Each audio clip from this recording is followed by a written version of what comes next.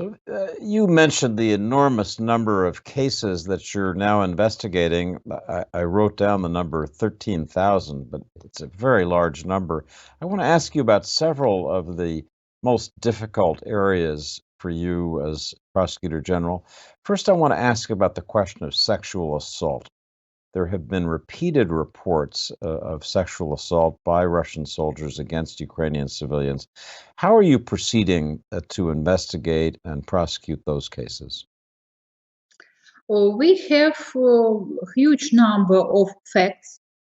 Again, everything what we have about sexual violence and sexual crimes, it's absolutely specific. We have absolutely specific investigation process. We speak about victims, about their rights, about their safety, and when we investigate such crimes, for today we have two suspects whom we started to prosecute in sexual crimes. What the difficulties? You should understand me. At first, victims, they are under huge stress. Even that people who now live on the territory which are under occupation, they are scared to speak with law enforcement agency. I just want to tell you their words. We are scared because maybe Russians come back and they kill all of us. People are in shock. And it is not only women, unfortunately. It is men, children, and even elderly women. That's why this is first difficulties to do safety conditions for our victims.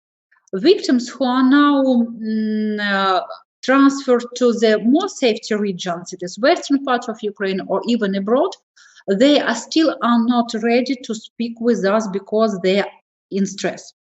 We all understand that for such crimes, we need stop the war. We need to stop this situation when they still are waiting for the perpetrators. Then we as Ukrainian authorities, we should create safe conditions for these victims. And after that, we will see huge number of victims who will be ready to speak with law enforcement agencies. We should protect these people, protect the civilian right, and to do everything that they should be not under stress. Again, if we come back to our situation in 2014, it was the same situation, only in the less maybe scale, because we had victims who were raped on their territories. Again, when we speak about raping in the international military conflict, it is not ordinary raping, it is war crimes. War crimes don't have terms.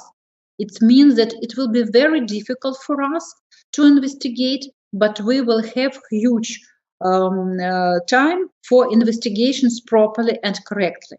For us, very important for today, people who are victims and their conditions, the safety, the life and life of their family. That's why it's a very, very sensitive sphere of investigation.